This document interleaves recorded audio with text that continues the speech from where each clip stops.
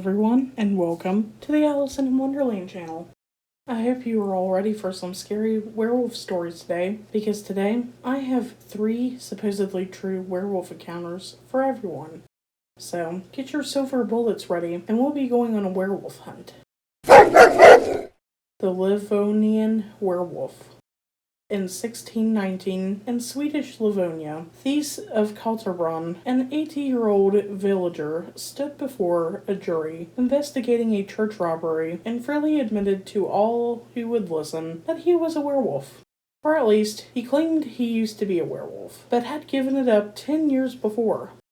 The local authorities had already heard the accusations of Thies' neighbors that the old man was a lycanthrope, but dismissed the claims as tall tales about a strange octogenarian. However, as Thies told his stories to the judges that day, there was something different about his story, something that set him apart from the usual accusations the court had heard about people turning into havoc-reaping monsters.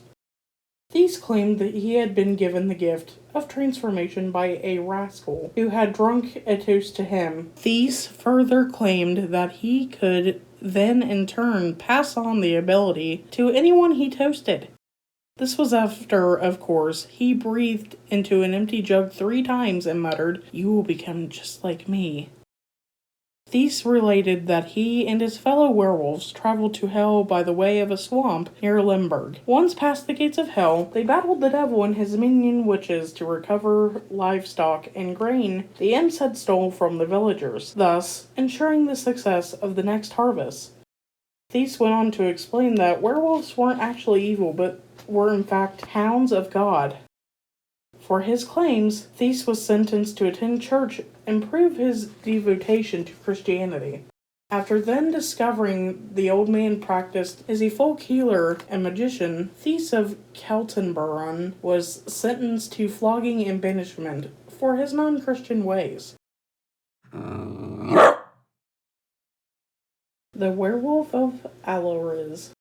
In 1852, Manuel Blanco Roma Santa was arrested for the murder of 13 people, men, women, and children, in Spain and Portugal. Often labeled as Spain's first serial killer, Blanco Roma Santa is often called the Tallow Man, known for his quality soaps made from the rendered fat of his victims. So, what's this heinous character got to do with werewolves? On his arrest, he confessed to not only the murders, but also to being a werewolf, blaming the lycanthrope curse for his crimes.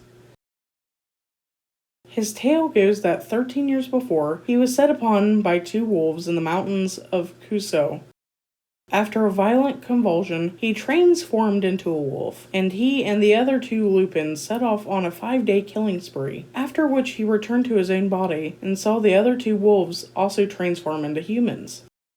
The judge insisted that he demonstrate his remarkable shape-shifting abilities, but, by a stroke of bad timing, Manuel stated his curse was only to last 13 years, and it had just broken the week prior.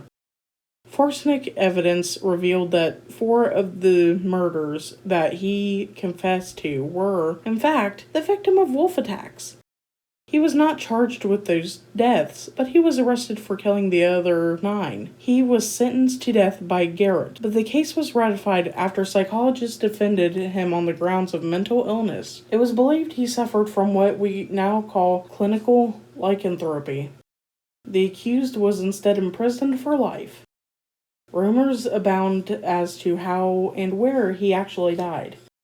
Some say he was shot by a prison guard who wanted to see the man transformed into a wolf. Others say he died in prison from stomach cancer. Warning.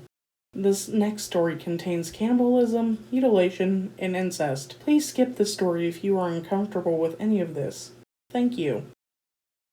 The Werewolf of Bedburg. The horrifying tale of the Bedburg werewolf is one of the more well-known stories of real-life werewolves. It's a tale of cannibalism, mutilation, incest, murder, so whether or not we're talking real supernatural monsters, the monstrous heart of the account is undeniable. In the town of Bedburg in Rhineland, in the late 1500s, bodies of mutilated cattle started turning up in fields, shortly followed by the bodies and remains of human victims. The townsfolk assumed a pack of wolves was responsible for the horrors, and a wolf hunt was declared. For a long time, the accused wolves avoided capture until, in 1589, a hunting party captured a wolf. When the hunters approached the beast, they found it wasn't a wolf their hounds had caught, but instead local farmer and wealthy landowner Peter Stump. A mistake? A trick? The hunters didn't think so, as the wolf they assumed they had caught had its left front paw lopped off, and, to their horror, Stump sported a bloody stump where his left hand had been. Stump was brought to trial before the town and confessed to being a werewolf, as well as a black magician in league with Satan. He told the story of a magical belt of pelts that allowed his lupin transformation, a gift from the devil himself when Stump was only 12. Stretched out on a torture rack, Stump confessed to decades of murder and cannibalism, as well as sexual defilement of corpse. He also admitted to killing his own son and having a sexual relationship with his own daughter. Stump, along with his daughter, was sentenced to death. His execution was to be no mere hanging. Stump was tied to a wheel while his executors tore strips of flesh from his body with red-hot pincers. To stop him rising from the grave and continuing his murderous rampage, his limbs were broken with an axe. Finally, he was beheaded and burned. Stump's head was stuck on a pole along with the image of a torture wheel and a wolf to serve as a warning to any other lycanthrope that might threaten the little hamlet. Hey guys, glad you made it to the end of the video here.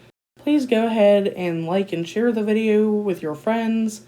Go ahead and subscribe to my channel if you aren't already subscribed to the channel.